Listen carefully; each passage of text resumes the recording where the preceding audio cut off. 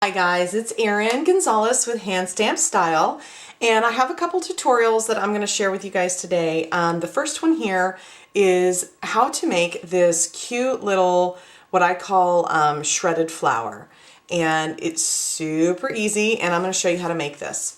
So let me just start out. I'm going to pull out the items that we just need for the card itself, and I'm just using some of the Everyday Enchanted pattern paper, the designer paper from the Celebration catalog. I love this paper. It is adorable.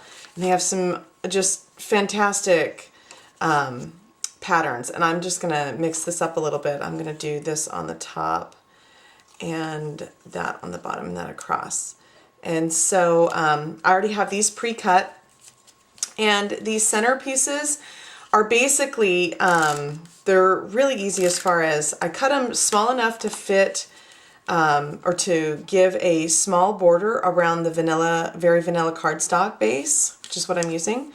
And so they're cut to 5 1/4 by, what is that, probably 2.5 inches. Both of these are roughly the same size.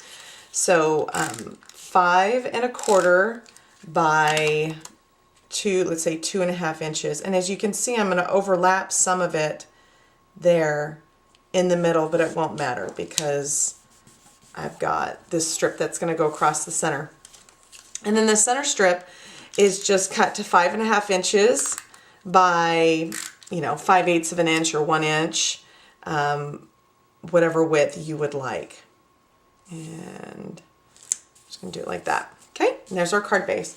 Then the next thing we're going to do is we are going to take some scraps of the DSP here, and I'm going to try and figure out what pattern I want to use for the card. I think I'm going to do an orange, this peach parfait color for the flowers. So I'm going to use these. And what I'm going to do is cut out 4 of these circles. 2, 3, and then 1 from this one. I have done this with 5, and it seems like the paper gets a little bit too thick to cut easily. Let me get one of my matte packs here, because you need to cut through all of them at the same time.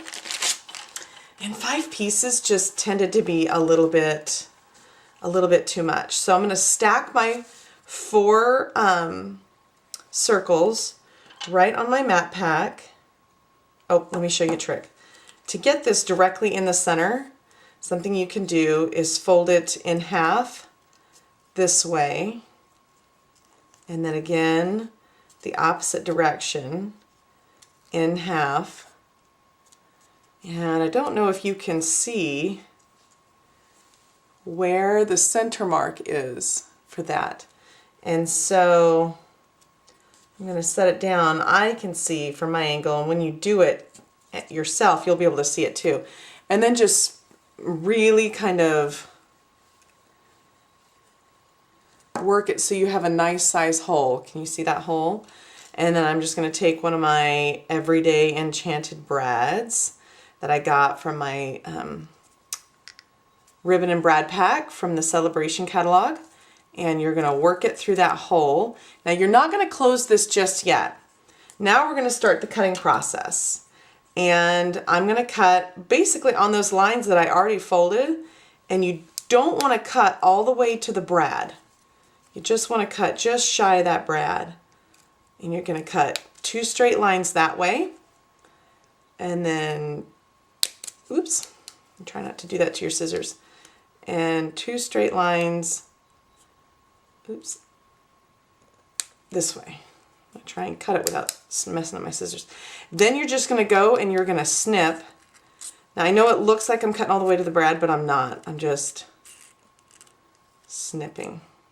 In fact, it's not going to work that way because the brad's in the way.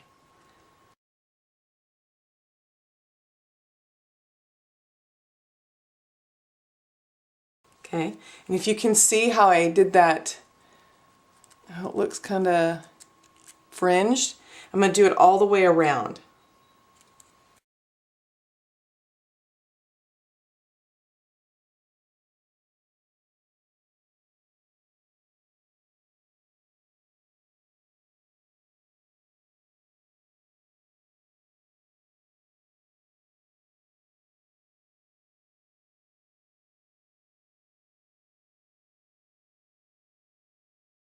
Now, once you get all of these little fringes made, you're going to turn it over and open your prongs. Okay, and then I just take it and I start to fluff it. And you can do it both directions.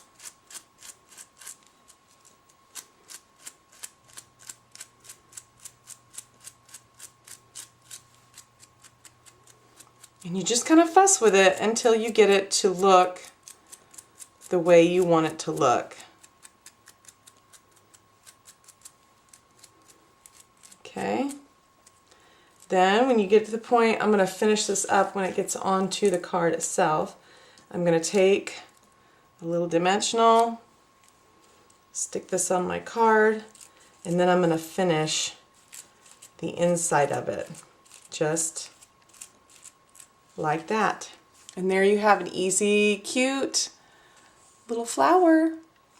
Hope you enjoy, and I would love to see your attempts at this as well. So if you create a project with this type of technique, I would love it if you could link back to my post here, or leave a comment if you happen to be a subscriber to my YouTube channel, or you can always leave a comment on my Facebook page too. So I hope you guys have fun. Thanks so much for watching, and I'll see you next time.